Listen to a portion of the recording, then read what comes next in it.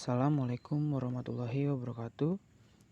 Saya Renovan Alfian Radian, perwakilan dari kelompok 3 yang beranggotakan Taufik Supayo dan Sri Enda Agustin Tongkat.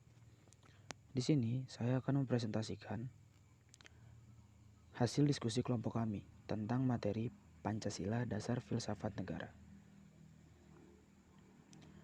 Yang pertama, Pancasila. Pancasila sebagai dasar filsafat negara, jika dianalisis secara mendalam, mempunyai landasan yang betul-betul kuat dan tumbuh subur dalam kehidupan manusia, yaitu yang pertama ketuhanan, kemanusiaan, persatuan, kerakyatan, dan keadilan.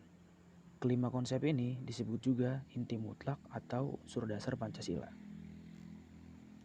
Selanjutnya di dalam Pancasila, sifat universal sebagai salah satu syarat sifat ilmiah adalah terpenuhi adanya kelima hal yang sebagai inti mutlak Pancasila, merupakan hakikat kodrat manusia, yaitu yang pertama, kodrat manusia berketuhanan, yaitu percaya terhadap sesuatu yang berkuasa di luar diri manusia.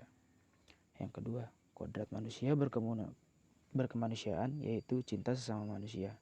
Yang ketiga, kodrat manusia berpersatuan, yaitu merasa kesatuan dalam kelompoknya. Yang keempat, kodrat manusia berkerakyatan, yaitu manusia harus memenuhi kehendak warganya sesuai fungsinya. Dan yang terakhir, kodrat manusia berkeadilan, yaitu menuntut perlakuan secara adil dan dirinya dituntut bersikap adil terhadap sesama. Selanjutnya, Pancasila sebagai filsafat hidup bangsa. Susunan Pancasila merupakan satu kesatuan yang tidak terpisahkan. Sila satu dengan yang lainnya berhubungan erat. Dan bentuk susunannya adalah bertingkat seperti piramid. Dan juga, di samping itu, Pancasila mengandung sifat-sifat keseimbangan. Sehingga memang tepat jika hanya Pancasila yang digunakan sebagai dasar filsafat negara Indonesia. Berikutnya, Pancasila sebagai filsafat hidup bangsa ini dijabarkan sebagai jiwa bangsa, kepribadian bangsa, dan juga pandangan hidup bangsa. Dan berfungsi sebagai pemersatu bangsa, alat pemersatuan bangsa, dan kesatuan Indonesia. Dan juga pedoman hidup bangsa.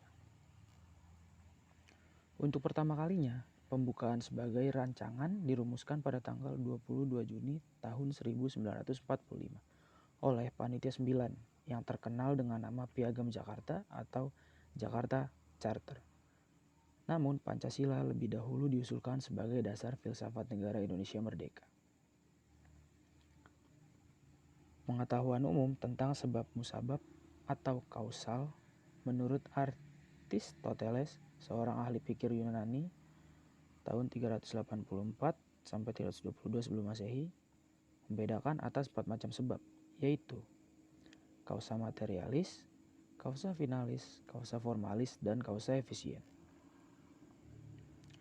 Dan keempat asal mula atau kausa ini dikelompokkan menjadi 2 kelompok, yaitu asal mula langsung dan asal mula tidak langsung.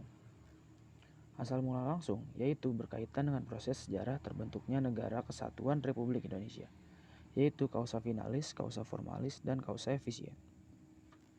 Asal mula tidak langsung yaitu berkaitan dengan pola hidup manusia yang telah menjadi kebiasaan atau yang telah membudaya, yaitu kausa materialis.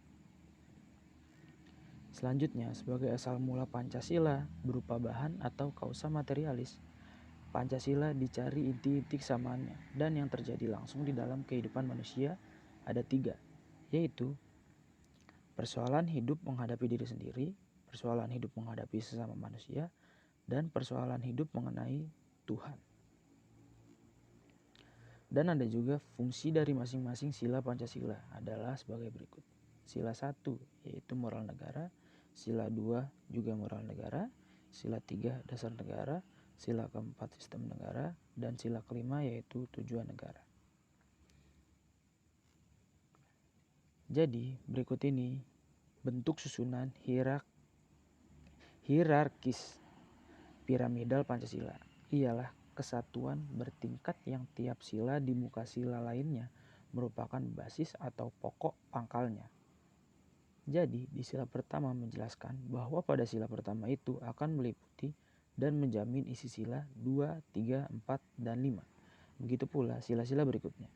akan saling berkaitan erat dan menjiwai satu dengan yang lain.